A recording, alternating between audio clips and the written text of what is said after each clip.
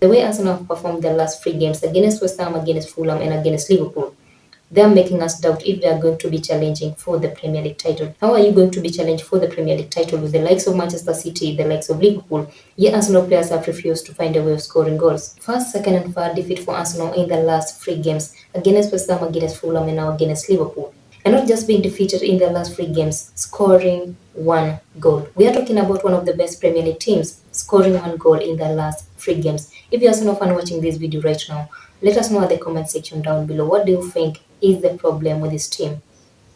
What's going on with Arsenal? Arsenal is one of these teams in the Premier League. They're supposed to be scoring a goal maybe in each and every game they play. But Arsenal are now doing a complete opposite of that. Being defeated by Liverpool when Mo Salah is out, Endo is out, Virgil van Dijk is out, Szoboszlai is out, is a big red flag for Arsenal. And maybe Arsenal are now in a big crisis. We've been talking about Manchester United being in crisis. We've been talking about Manchester City in crisis, Chelsea in crisis. And now if Arsenal are adding themselves into the list of Premier League teams in crisis. How Arsenal played in their first half against Liverpool, everyone knew Arsenal was going to be battering Liverpool, considering how Liverpool played in the first half. And again, remember some of their very important players was missing in that game. Arsenal seemed to know what they're supposed to be doing. And that's why I'll say again what I said in our last video.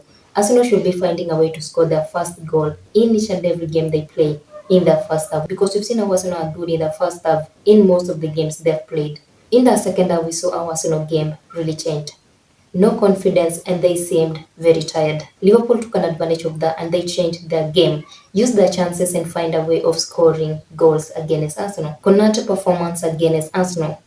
He deserves to be the man of the match. He was all over the place and he was the real stopper for Arsenal striking line. And now Arsenal striking line are struggling to find a way of scoring goals for this team. Is a clear evidence that Arsenal should be signing a good striker into the team. Arsenal should be signing maybe 2 or 3 players into their front line this January transfer window to give these other players, the likes of Saka, the likes of Jesus, the likes of Martinelli, enough time to rest. You're not going to be depending on Jesus to score enough goals for Arsenal. Jesus is a good striker. I'm not saying he's not a good footballer. We saw what he was doing at Manchester City. We've seen again what he's doing at Arsenal. But the level that Arsenal are right now, they're supposed to be having a good striker in that team. A striker they can depend on, maybe a striker will be taking the Arsenal striking line toward the level of Manchester City's striking line. You're not going to compare this current Arsenal striking line to that of Manchester City's striking line. Manchester City's striking line is one of the best striking line in the Premier League. And there is no way you're going to be competing with one of the teams in the Premier League with the best striking line and expect to challenge them for the title. And again, you're not going to be comparing Liverpool's midfield with Arsenal's midfield. Arsenal are lacking number 8 in their team. Kai Havertz is not working for Arsenal. The only way the Arsenal are going to be fixing their midfield is signing a player who will be able to help Declan Rice in their midfield to balance their team. Declan Rice, Kai Havertz, and Jorginho is not working for Arsenal. And Arsenal should be finding a way of leveling up their midfield if they really want to continue competing with the likes of Liverpool and Manchester City. We saw how Jurgen Klopp does his substitution.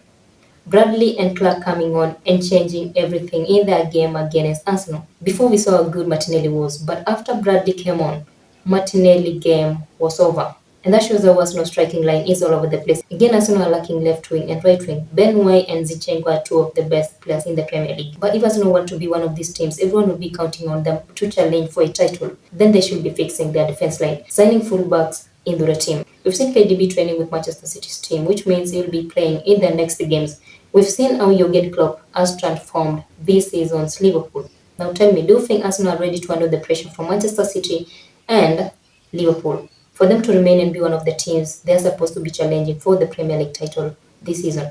And if this Arsenal are going to be performing maybe their next 5 games, I'm afraid, but I think Arsenal are going to be finishing at number 5 in the Premier League table. These other teams are doing really well. The likes of Aston Villa, and we've seen Manchester United's Casemiro and Martinez are back, which means Manchester United's midfield, which was very sick, and their defense line is already fixed. And maybe they'll be able to win maybe 80% of their remaining games before the end of the season, which they may end up finishing at number 4 in the Premier League table. Let us wait and see the kind of business that Arsenal will be doing during this January transfer window, because I think this is a good chance for Arsenal to sign the right players into the team and fix each and every weak position in their team. Let us know what you think about Arsenal performance this season at the comment section down below. What do you think is a must thing that Arteta should be doing for this team, for them to be back to where they're supposed to be, for them to do what their fans are expecting their team to be doing, scoring goals and challenging for the Premier League title.